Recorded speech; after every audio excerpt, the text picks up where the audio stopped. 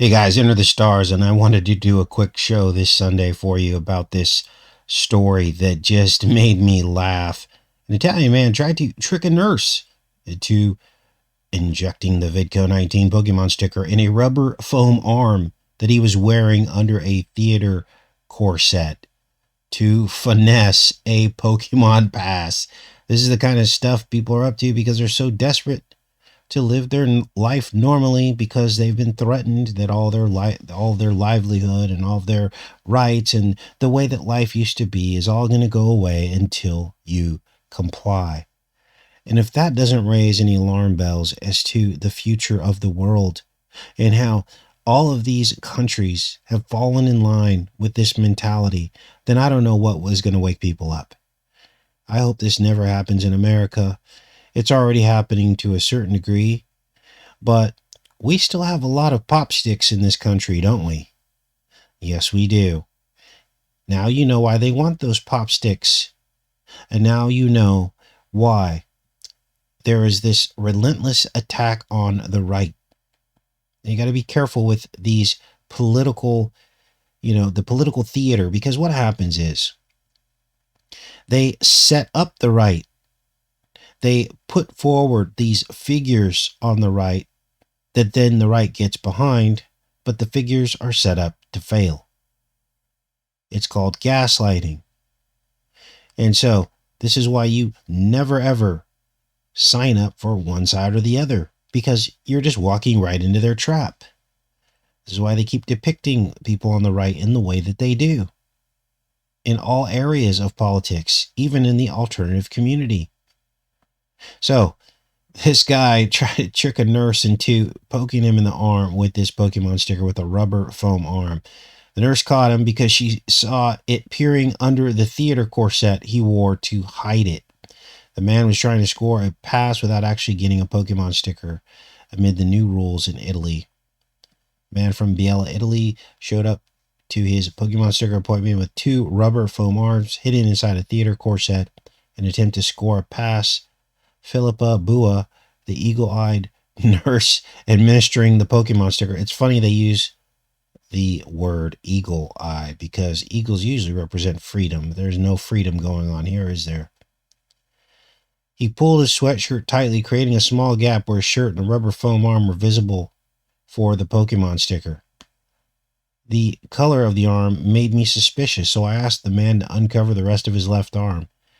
Oh, forget about the texture of what she was trying to poke him with. That didn't ring any alarm bells. But the color was off. It was well made, but it wasn't the same color. Guardian also reported that Bua paused when she could not see the man's veins.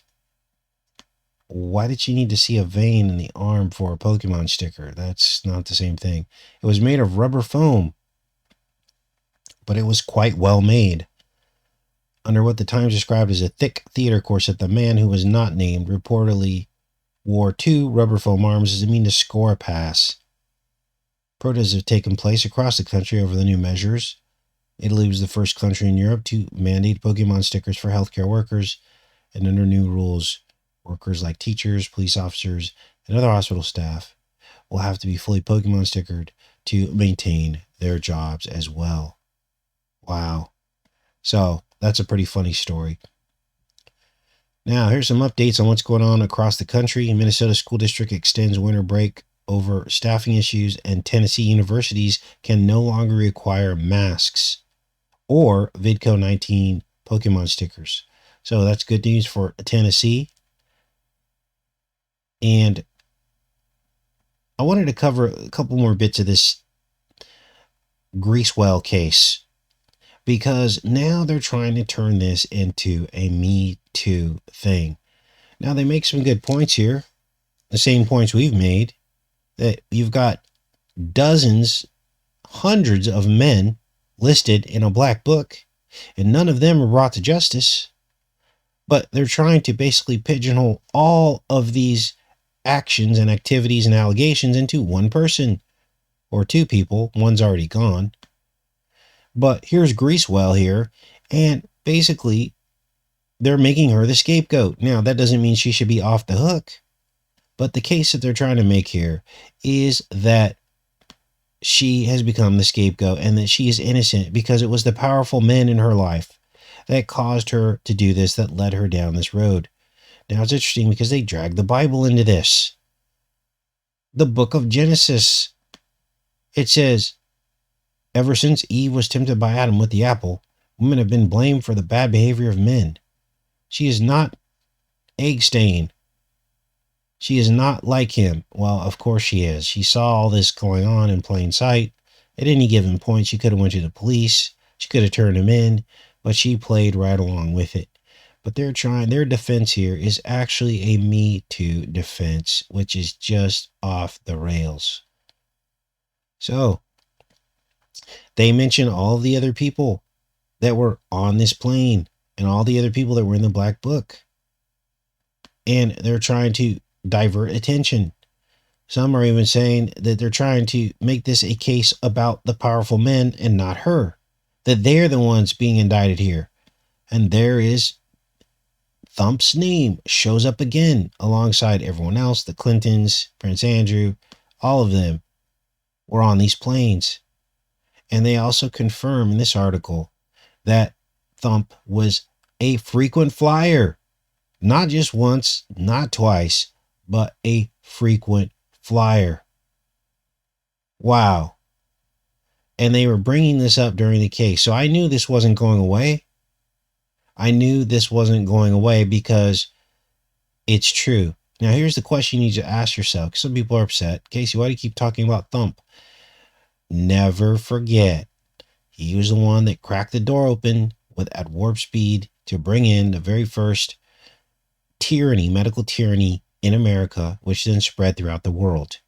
Warp speed, he brought the Pokemon sticker to market, which then allowed Bo Jiven to put the pedal to the metal and continue on with the same old. And so you cannot forget.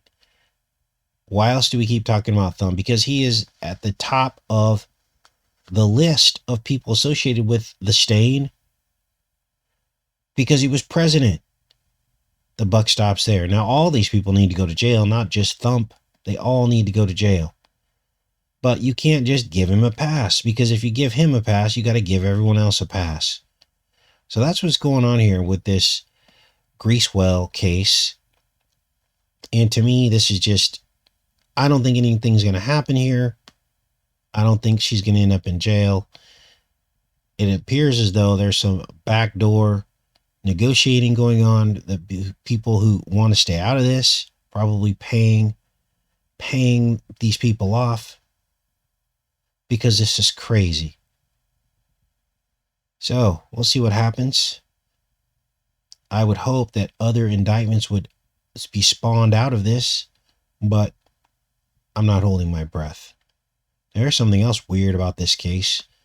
Apparently, during the court proceedings, a bizarre list of banned words and phrases were in his household manual. In other words, all the people that worked in the house had to sign this manual, which basically told them how to speak.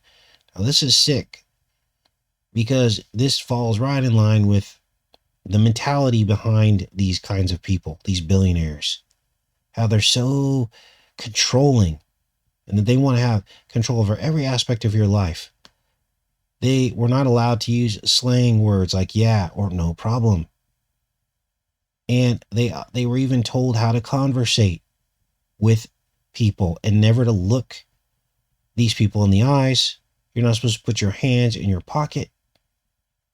And this goes on and on and on. They weren't even allowed to eat in the presence of these people. So in what amounts to a 58-page manual, and there's that number again, right? The 58 rooms at Mar-a-Lago, the 58 stories of the Thump Tower, all this stuff is pointing right back to him. 1958 Western about the man who built a wall named Thump, and the 1958 Quantum Leap episode, in which the year he travels back to the year 1958, and they see a 12-year-old Thump riding in a taxi cab with his father. You guys, there's something else behind the veil going on here. And it goes all the way to the top.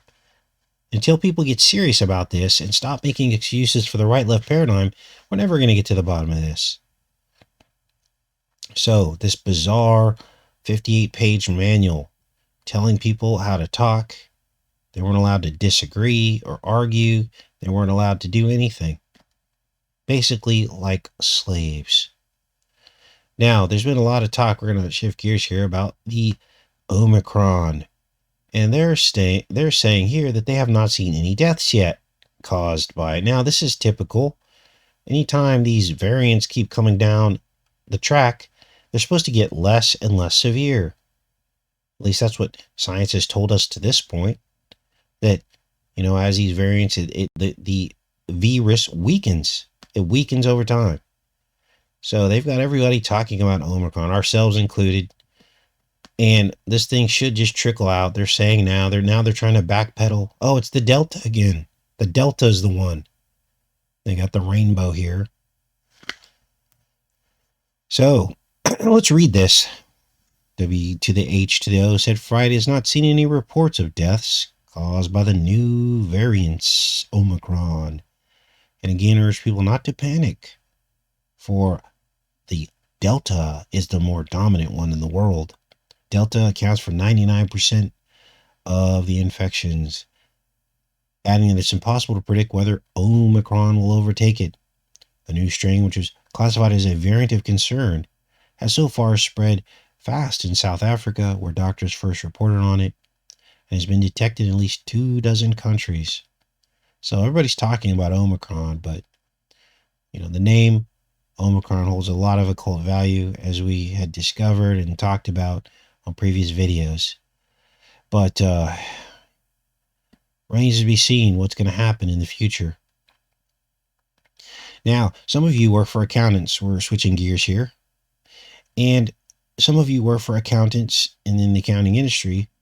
And there's something weird going on, because instead of putting missing children's pictures on milk cartons the way they did in the 1980s, they're now putting them on the instructions for the IRS.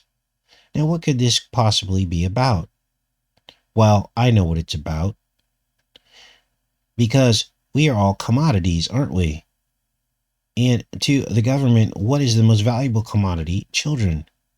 So now, think about it. Milk was a commodity too, wasn't it?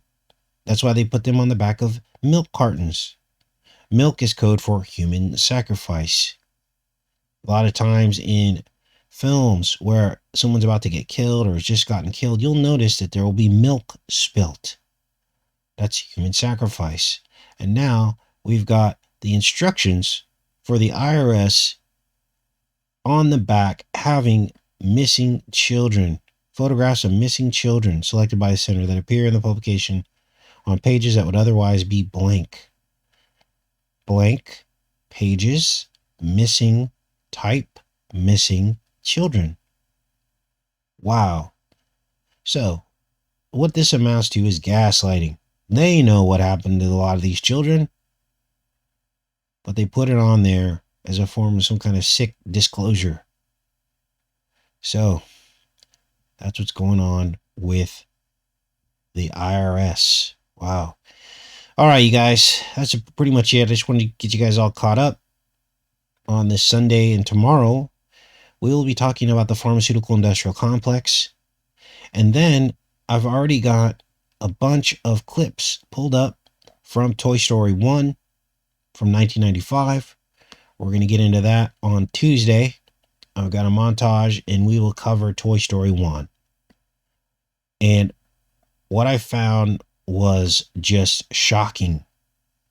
The mark on Woody's forehead and his right hand burned into his hand with a magnifying glass from the sun. Helios, Sol Invictus, Dionysus, Apollo, Apollyon. And believe it or not, there's also VidCo 19 programming throughout this film from 13 years ago, 26 years ago. Unbelievable. So we'll get into that on Tuesday. So I hope all of you guys can join. You guys have a great rest of your Sunday. Take care and be safe.